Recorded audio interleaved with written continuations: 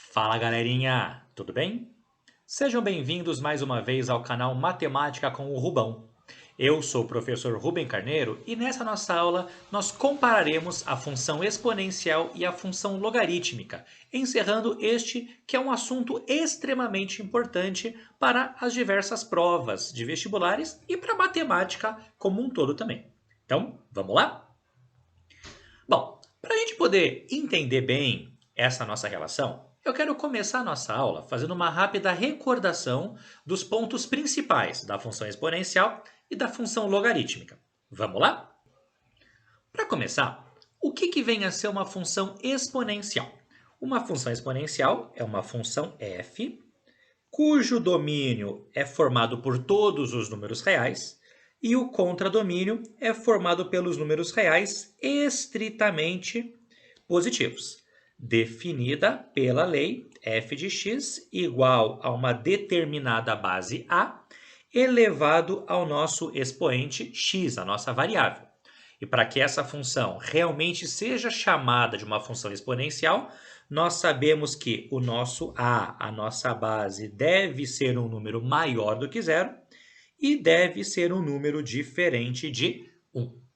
Dependendo do valor do a, essa minha função ela pode ser crescente ou ela pode ser decrescente. Desse modo, nós sabemos que toda vez que a nossa base, que o nosso a é maior do que 1, a nossa função ela vai ser crescente. Então, quanto maior for o valor do x, maior também vai ser o valor do y.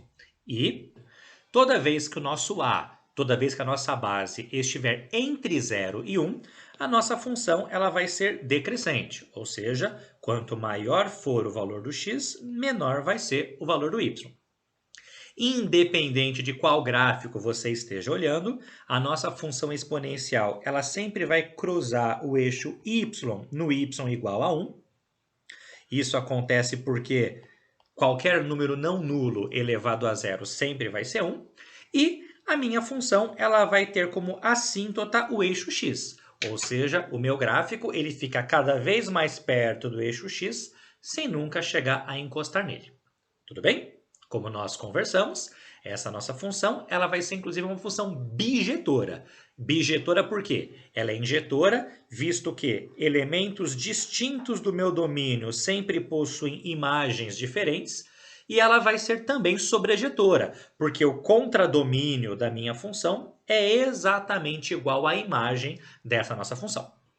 Já a função logarítmica, ela vai ser uma outra função, que eu vou chamar de g, cujo domínio é formado por todos os números reais estritamente positivos e o contradomínio é formado por todos os números reais. E a lei dessa função, ela é g de x igual ao logaritmo de x numa determinada base a. E para que esse logaritmo exista, ou seja, para que esse logaritmo esteja definido, essa nossa base a mais uma vez deve ser um número positivo e um número diferente de 1. E também, dependendo do valor dessa nossa base, a nossa função ela pode ser crescente ou decrescente. Então, quando a nossa base, quando o nosso a for um número maior do que 1, a nossa função vai ser crescente, ou seja, quanto maior for o valor do x, maior também vai ser o valor do y. E quando a nossa base, quando o nosso a estiver entre o 0 e 1, o meu gráfico vai ser decrescente. Então, quanto maior for o valor do x, menor vai ser o valor do y. Mais uma vez, independente do gráfico que você esteja olhando, nós podemos relembrar que o meu gráfico ele sempre vai cruzar o eixo x no x igual a 1. Isso porque o logaritmo de 1 em qualquer base sempre vai ser zero. E a minha curva, o meu gráfico, fica cada vez mais perto aqui do eixo y, sem nunca chegar a encostar. Ou seja, o eixo y ele vai ser a assíntota do nosso gráfico. Assim como nós conversamos na função exponencial, a função logarítmica também vai ser uma função bijetora. Por quê? Ela é injetora, visto que elementos distintos do meu domínio possuem imagens diferentes, e ela vai ser sobrejetora porque a imagem da nossa função é exatamente igual ao seu contradomínio. E aí, quando eu olho para essas duas funções e penso, poxa, as duas funções são bijetoras, eu me lembro de função inversa. Agora, o que é função inversa?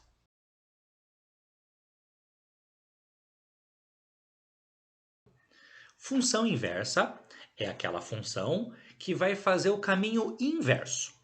Ou seja, se nós temos uma função f, cujo domínio é o conjunto A e o contradomínio é o conjunto B, essa nossa função f ela vai pegar um elemento aqui do meu domínio e vai levar em um elemento do meu contradomínio. Ou seja, esta aqui é uma representação da nossa função f através do diagrama de flechas. A inversa dessa função f vai ser uma outra função, que eu vou chamar de uma função g, cujo domínio vai ser o conjunto B e o contradomínio vai ser o conjunto A, de forma que essa nossa função g faz exatamente o caminho contrário da minha função f. Então, se a função f ela ligou esses elementos nessa ordem, a inversa dessa função f é essa função g, ela vai fazer justamente o caminho trocado. Quando isso acontece, nós acabamos escrevendo que a função g nada mais é do que a inversa da função f, cujo símbolo é f elevado a menos 1. Legal, né? Sabendo disso, para verificar se a função exponencial e a função logarítmica são realmente funções inversas, eu vou fazer duas composições de funções. Então, nós temos, nesse nosso resuminho teórico dos nossos últimos minutos, que a nossa função f, por ser uma função exponencial, ela é a elevado a x. E a nossa função g, por ser uma função logarítmica, ela é o logaritmo de x na base a. Então, eu vou fazer duas composições de funções. A primeira composição, eu vou calcular a função f bola g do nosso x. Então, vamos recordar. O que era f bola g? F bola g nada mais é do que f de g de x. E aí eu vou resolver sempre de dentro para fora.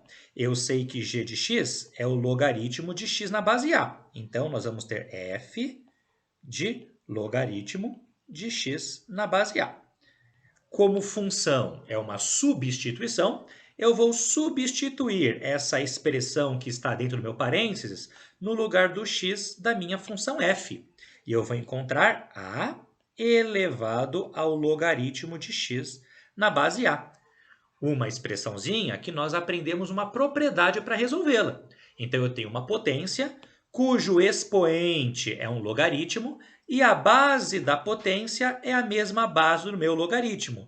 Então, é como se eu pudesse esquecer aqui as bases e eu sei que isso aqui vai ser igual a x. Tudo bem? E, para a gente poder realmente ter certeza que vai ser uma função inversa, eu vou calcular outra composição de função. Nesse caso, g bola f da função, tá? Ou da variável x. Então, g bola f nada mais é do que g de f de x. Resolve de novo de dentro para fora. Lá dentro tem o f de x, que eu sei que é a elevado a x. E, mais uma vez, como função é uma substituição, eu vou substituir essa minha expressão no lugar do x da função g agora. Então, nós ficaremos com o logaritmo de a elevado a x na base a. Bom, logaritmo de uma potência, eu sei que o expoente tomba lá na frente. Então, x vezes o logaritmo de a na base a. E quando o meu logaritmando e a minha base são iguais, o valor desse meu logaritmo é 1. E 1 vezes x é o próprio x. Então, essa nossa composição deu x. Ou seja, quando eu digo que g de f de x é igual a x, eu estou dizendo que a função f de x, que é aquela que eu calculei primeiro, ela saiu de um determinado x aqui do meu domínio e ela chegou no nosso a elevado a x do contradomínio. E aí, quando eu faço a função g desse nosso resultado, ele deu o próprio x. Ou seja, quando eu faço a função g desse nosso resultado, nós vamos encontrar exatamente aqui o x. Ou seja, a minha função f veio para cá e a função g voltou para o mesmo lugar. Se eu fizer o caminho contrário, eu vou observar através da expressão f bola g, como primeiro eu calculei a função g ela saiu de um certo x, vou colocar um x maiúsculo só para diferenciar do que estava antes, do domínio da função g, e chegou no logaritmo de x na base a do nosso contradomínio. Então, essa aqui seria a nossa função g. Depois, eu calculei a função f desse resultado. A função f desse resultado ó, deu exatamente o x. Então, aqui vai ser a função f. Ou seja, a função logarítmica e a função exponencial, elas são funções inversas, porque ela acaba sendo sempre invertendo a minha flechinha. Então, nós vamos ter que, se nós temos a nossa função f dos reais nos reais estritamente positivos, definida por a elevado a x, e temos a função g dos reais estritamente positivos nos reais, definida por logaritmo de x na base a função f é a inversa da função g, ou ainda a função g é a inversa da função f. Na verdade, essas duas afirmações são sinônimos, né? Então, uma acaba equivalendo à outra. E deste modo, concluindo aqui a nossa aula, nós temos que, como a função exponencial e a função logarítmica, elas são funções inversas uma da outra, o gráfico delas também vai ser uma reflexão, os dois gráficos eles vão ser simétricos em relação à bissetriz dos quadrantes ímpares. Desse modo, quando a nossa base A for maior do que 1, nós vamos ter que esse aqui embaixo é o gráfico da função logaritmo de x na base A. Esse aqui é o gráfico da nossa função g. Esse aqui em cima é o gráfico da função a elevado a x. Esse aqui é o gráfico da nossa função f. E você pode perceber que essa reta, que é a reta y igual a x, ela acaba sendo como se fosse um espelho que reflete o gráfico da função f no gráfico da função g e vice-versa. E aí, da mesma forma que nós conversamos antes, ó, enquanto o gráfico da função f cruza o eixo y no ponto 1, o gráfico da função g cruza o eixo x no ponto 1. Enquanto que na função f o eixo x, vai ser assíntota, na função g o y que vai ser assíntota. Então, como acontece com as funções inversas, eu estou trocando o x pelo y. E quando a nossa base for um número entre 0 e 1, nós também vamos ter a mesma coisa. Olha só, nós temos nesse segundo gráfico, esse nosso gráfico aqui, ó, que é o gráfico da função a elevado a x, esse aqui é o gráfico da função f. Nós temos também no mesmo plano cartesiano esse segundo gráfico, que é do logaritmo de x na base 2, é o gráfico da função g, e nós temos a reta bissetriz dos quadrantes ímpares, a reta y igual a x. Aí nós podemos observar que esse pedacinho aqui ó, do gráfico da função g refletiu para cá no gráfico da função f.